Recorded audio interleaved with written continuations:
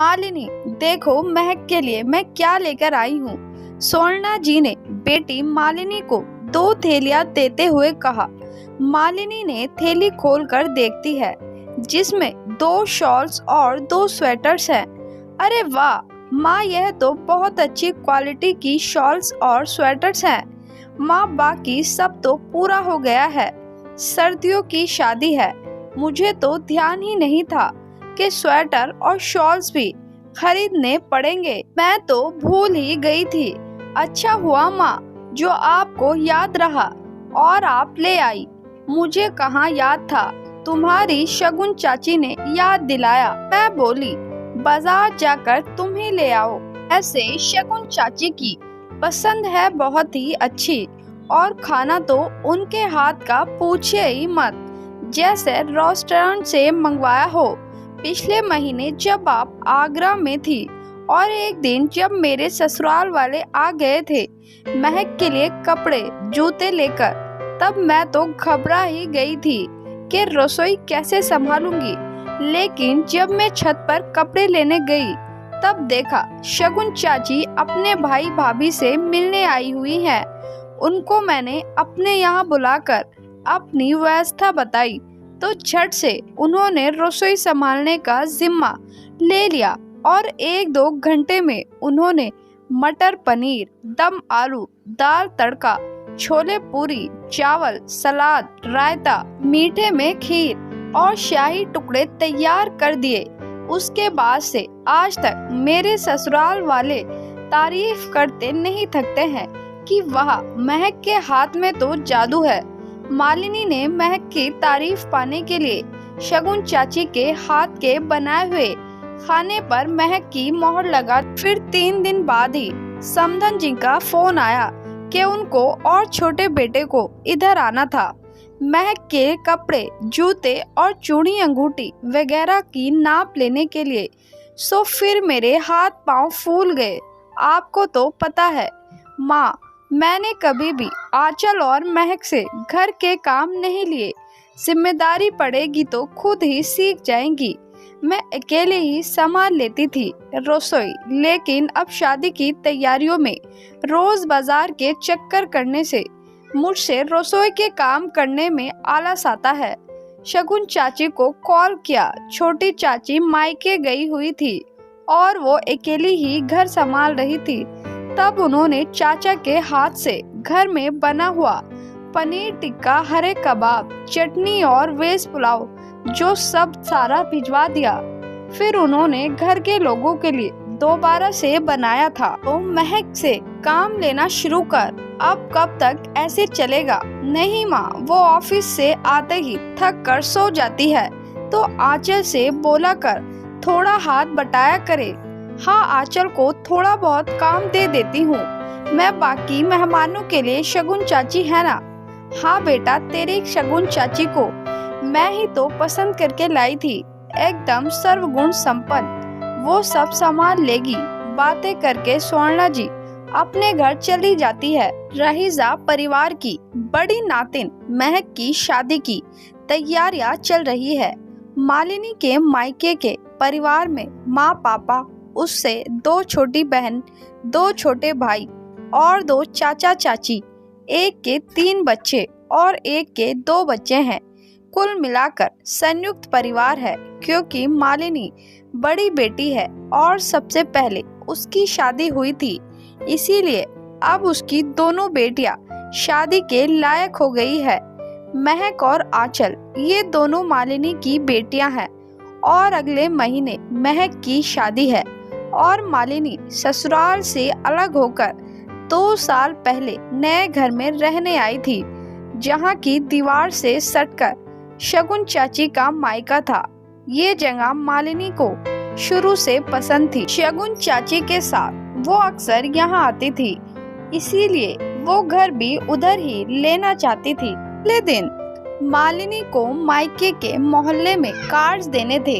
वो कार्ड्स बांट कर मायके चली गई। महक को भी ऑफिस की वापसी में वहीं बुला लिया था। घर पर इकट्ठे सबकी महफिल जमी हुई थी। शगुन चाची सबके लिए चाय और पकोड़े तैयार कर रही थी। शगुन चाची और महक के बीच बहुत प्यारा सा रिश्ता था, जो नानी नातिन कम सहेली और बेटी जैसा था। वो इसीलिए कि महक ने इसी घर में जन्म लिया था। शगुन ने शुरू से ही उसको संभाला, मालिश करना, नहलाना, सुलाना सब करती थी। इसी तरह उस पर प्यार लुटाया था। वक्त आगे बढ़ता गया। अब शगुन के भी 2 प्यारे बच्चे भी हो गए। महक और शगुन की बेटी रुचिता, जो महक से 2 साल छोटी थी, दोनों रसोई में झांकती है। क्या कर रही है मेरी प्यारी नानो? महक शगुन को बचपन से प्यार से नानो कहती थी। महक रसोई की खिड़की में झांकते हुए शगुन से बोली, मेरी प्यारी सी बुलबुल के लिए पकोड़े तल रही हूँ, जो बिछड़कर हमसे किसी और के आंगन को महकाने जाने वाली है। आंखों की कोरों में आए आंसू को छुपाते हुए शगुन बोली, नानो, मेरी माँ के झूठ से जब मैं ससुराल में पकड़ी जाऊंगी तो क्या कहूंगी कि उई, मुझे तो कुछ बनाना ही नहीं आता। महक ने नानो का मुंह ठीक करने के लिए गले में बाहर डालते हुए बोली, दीदी ने झूठ बोला है।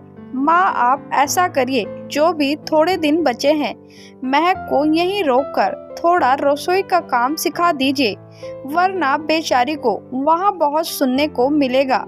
नानो, रुचिता चिंता जताते हुए बोली, हाँ नानो, रुचि सही कह रही है। उस दिन सासू माँ और देवर जी आए थे, तब भी आपने बनाया था सब कुछ। दादी लोग भी आए थे, तब भी आपके बनाए हुए खाने को माँ ने मेरा नाम दे दिया। वहाँ मैं तो बहुत बुरी फंस जाऊंगी। आप प्लीज मुझे सिखा दीजिए, थोड़ा बहुत ही सही मेरी प्यारी नान। हाँ, मैं अपनी लाडो को सब सिखा दूंगी। शगुन चाची बोली, क्या दीदी को भी कुछ समझ नहीं है? क्यों झूठ पर झूठ बोलती है? रुचिता बड़बड़ाई जा रही थी। चलो बेटा, पकोड़े बन गए हैं, तुम दोनों यह लेकर जाओ, मैं चाय लेकर आती हूँ। शगुन बोली। बैठक के कमरे में मालिनी सोच रही थी कि यह पूरा घर और तुम्हारे ससुराल का घर, सब लोग हल्दी से एक दिन पहले रुकने आ जाएंगे, तो ऐसे में रसोई के लिए कुछ सोचा है? कैसे सब मैनेज होगा? चाय की चुस्की लेते हुए स्वर्णा जी बोली, मैनेज क्या करना माँ, शगुन चाची है ना, वो ही सब संभाल लेगी। मैं चिंता मुक्त होकर शादी की जिम्मेदारी संभाल लूंगी। इतना सुनते ही रुचिता को जैसे झटका लगा और वो बोली, क्यों दीदी, क्या शादी के घर में मेरी माँ रसोइया बनी रहेंगी? क्या उनको शादी का मजा लेने का हक नहीं है? अरे रुचिता, कैसे जबान चलाने लगी है? तुम्हारी बड़ी दीदी है वो तुम्हारी, तुम उनसे ऐसे कैसे बात कर रही हो? स्वर्णा जी बोली, ठीक ही तो कह रही है वो, क्या गलत बोली? उसने इस बार स्वर्णा जी के पति दयाशंकर जी बोले, शुरू से देखता आ रहा हूँ कैसे तुमने ना मालिनी को कोई घर का काम सिखाया, ना रसोई संभालना सिखाया, और ठीक वैसे ही उसने अपनी बेटियों की परवरिश करी। नतीजन देख लो, इस घर में जब से शगुन बहू ब्याह कर आई है, वो ही आज तक यहाँ का भी काम संभाल लेती है और मालिनी के घर का भी, जबकि मालिनी के घर की जिम्मेदारी शगुन की नहीं है। यह तो उसका प्यार और बड़प्पन है जो वो हंसते हुए सब कर लेती है, कुछ नहीं बोलती है। और शगुन बहू की परवरिश देखो, जैसे वो खुद सर्वगुण संपन्न है, वैसे ही बेटी और बेटे को भी बना दिया। तुम सब औरतें एक दिन बाजार में थी और देर हो गई थी, तब अर्जुन ने ही रसोई संभाल कर हम सबको खाना खिलाया था। इसको कहते हैं परवरिश, के वक्त आने पर लड़की तो क्या, लड़का भी रसोई संभाल ले। अरे पिताजी, आप तो बेवजह ही परेशान हो रहे हैं, मेरे ससुराल वाले भी तो होंगे हाथ बटाने के लिए। शगुन चाची अकेले थोड़ी ना होंगी रसोई में। मालिनी डरते हुए बोली, तुम्हारे ससुराल वाले देखा है मैंने, उन लोगों को भी कैसे तुम्हारे दोनों बच्चों के टाइम यहीं भेजे रहते थे, कोई जिम्मेदारी नहीं लेना चाहते थे, तब भी पूरी जच्चा में शगुन बहू संभालती थी, तो उनकी तो तुम बात ही छोड़ दो। रही बात तुम्हारे घर में जो भी रसोई संभाले या तुम कोई रसोईया रखो, इससे मुझे कोई मतलब नहीं। बस मेरी बहू शादी एंजॉय करने आएगी, तुम्हारे घर ना कि रसोई में काम करने। यह मेरा आखिरी फैसला है। यह कहते हुए दयाशंकर जी बाहर चले गए। शगुन के पास मनोज पति आए और बोले, चलो, इतने सालों से दूसरों का काम संभालते संभालते बहुत थक गई हो, अब आराम करो, बस मैं यही चाहता हूँ। मनोज बोले, अच्छा हुआ रुचिता जो तुम आज अपनी माँ के हक के लिए बोली। इतने सालों से यह सब मुझे दिखाई ही नहीं दिया। धन्यवाद अपनी माँ यानी मेरी पत्नी की भावनाओं को समझने के लिए। मनोज बेटी रुचिया से बोले, हाँ छोटे नाना, अच्छा ही हुआ जो रुचि आज बोली, वरना मेरी हल्दी में सब सामने होते और हल्दी लगाते पर मेरी नानो तो रसोई में ही होती और मैं उनका इंतजार करते ही रह जाती। माहौल को हल्का करने के लिए महक बोली। इस पर रुचिता और मनोज और अर्जुन खिलखिलाने लगे। स्वर्णा जी और मालिनी को तो जैसे सांप सूंघ गया था। एक कोने में दोनों माँ बेटी खिसियानी सी हंसी हंस रही थी, क्योंकि अब वो दोनों समझ गई थी कि उनकी चालाकियाँ काम नहीं आने वाली थी। अक्सर समाज में देखा जाता है, जो घर की बहू किसी को जवाब नहीं देती, हमेशा हंसते मुस्कुराते सबका काम मन से कर देती है। अक्सर लोग उसकी अच्छाइयों का गलत फायदा उठाते हैं।